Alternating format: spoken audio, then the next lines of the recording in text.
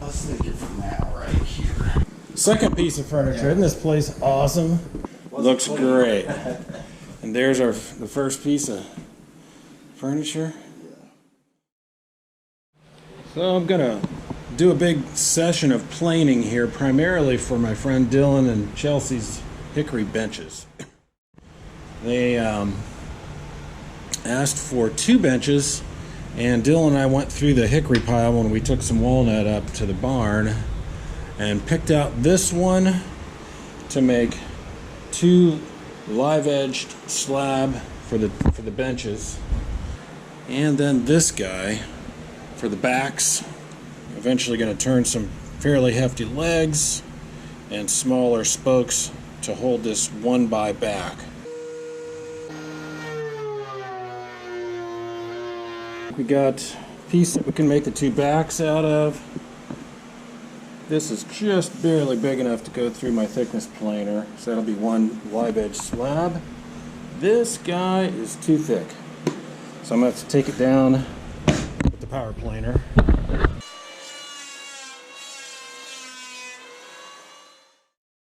This one was too wide to go through the planer. Really? So I had to spend quite a bit of time. You can feel it's a little more wobbly. And then we can decide what the actual length is. There's checking on both ends of these. We can cut it back or fill with epoxy putty or something. Then this guy got through the planer, and I'm thinking it'll be the 2 backboards.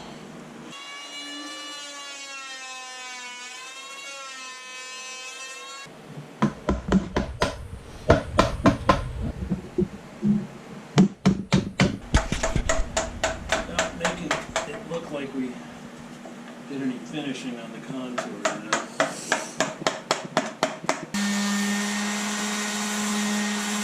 Yeah, that'll look still like that natural live edge look, but no,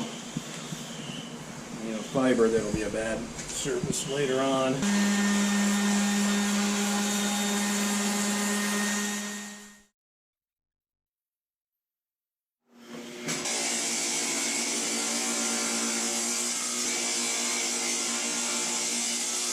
Feed it in. Now you figure out max. Try designing the legs for Dylan and Chelsea's benches. I'd like to try to use this piece, cut this out.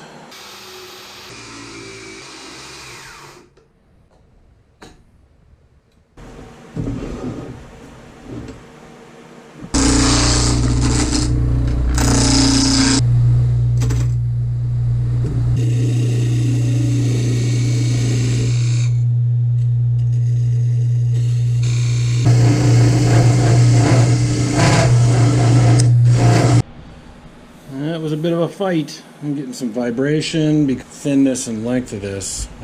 Probably a support in the middle would help. When you envision a back with spindles on it as well, simple spindle between each pair of legs.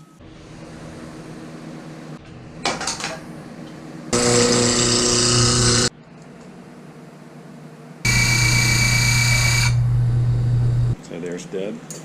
For each one of these additional 7, the depth cuts at the right spot.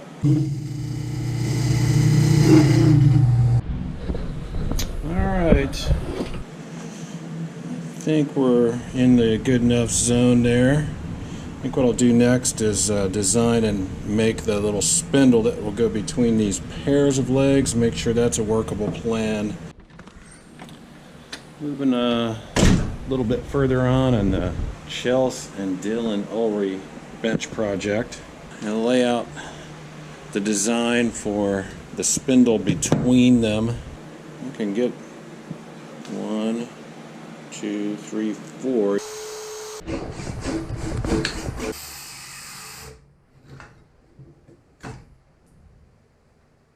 5 inches in off the end, 8 inches apart on center, and messed around with some angles, settled on 8 degrees. Then able to actually measure the distance between here for this cross spindle. Decided we're going to only set it in 1/4 of an inch, drill in from the other side with a screw, and plug that hole to avoid weakening this joint any more than we need to. Try to make the first one of these spindles and turn it into a pattern then.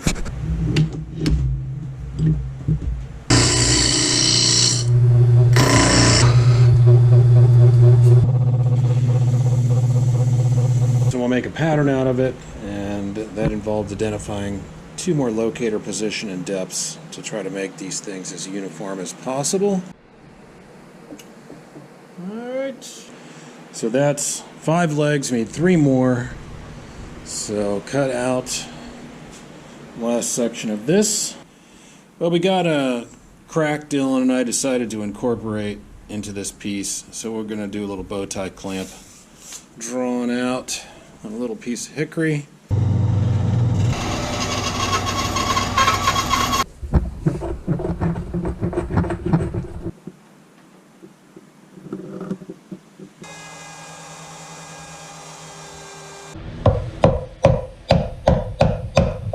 Alright, got the bow tie fitted. What I want to do is putty over from the top and the end with thick epoxy putty.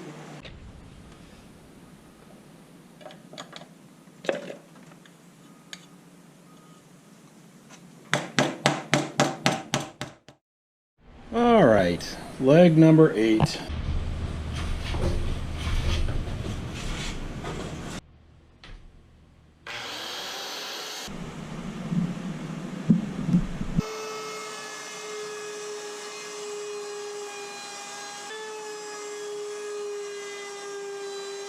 I got the basic shaping done.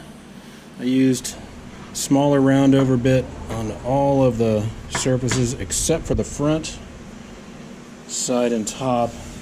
Larger diameter because that'll be where your back is up against that.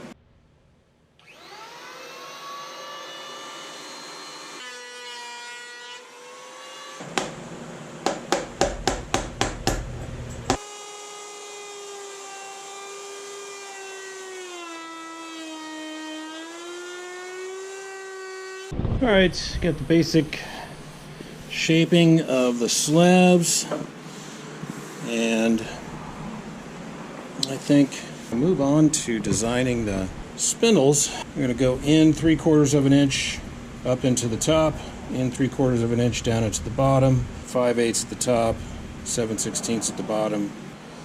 So we'll cut one out and try to make it and see if it's doable.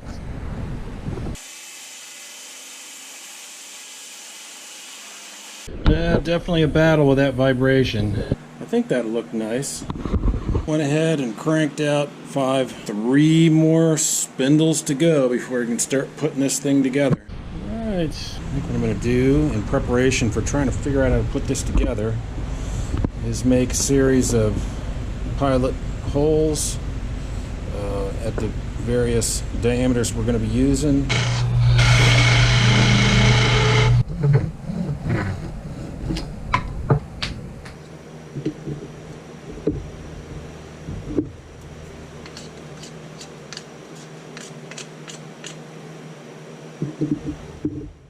I'm trying to think of a way to drill these holes reliably at the right angle. If it were just a matter of the 4 holes for the legs, I could use the hand drill and just look against a bevel gauge or something. But I got all these holes to drill both for the spindle back in the slab and onto the backs. So this looks like it's promising. Got a little 2x2 screwed in below there. Clamp this guy level. The drill's level.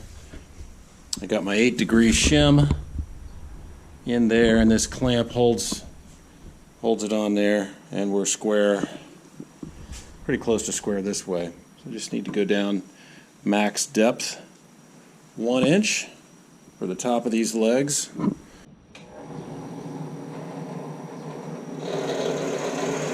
Alright, let's figure out how to do the much more numerous 10-degree holes for the spindle backs.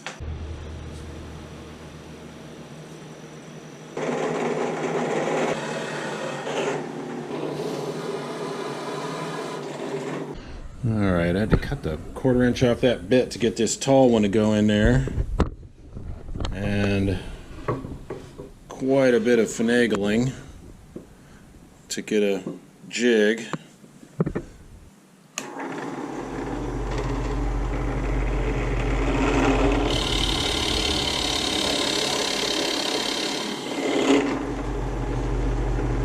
Ready to try to figure out how to glue them. And I'll do type on 3 because one of these may be an outdoor bench. Everywhere.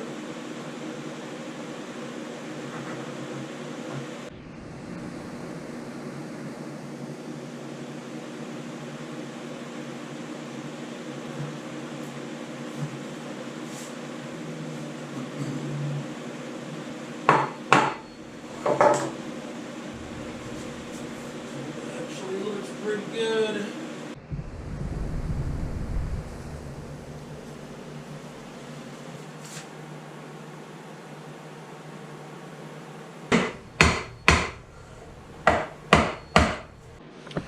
I found that on this one, the bottom of that spindle came into the leg hole. So after letting that glue set a little bit, I drilled those out. That was not the case. They didn't line up that way over here.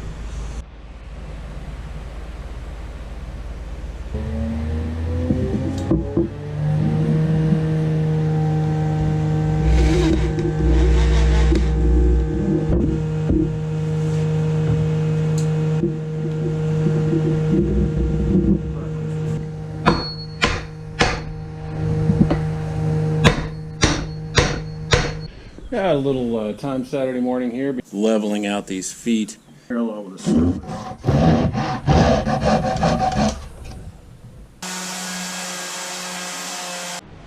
Alright, first coat of urethane going on. I hope they're part of a blessed home for you guys, Dylan and Chelsea.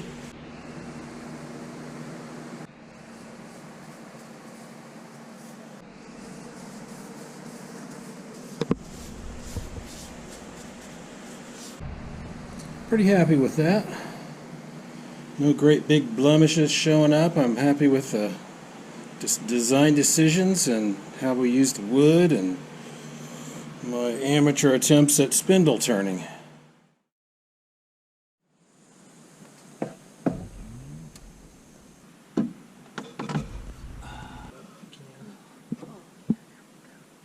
First, let's go look at your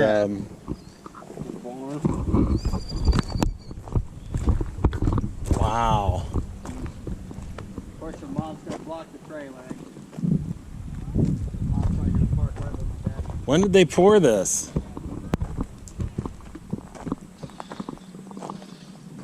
We replaced one by one all of those posts. It's awesome.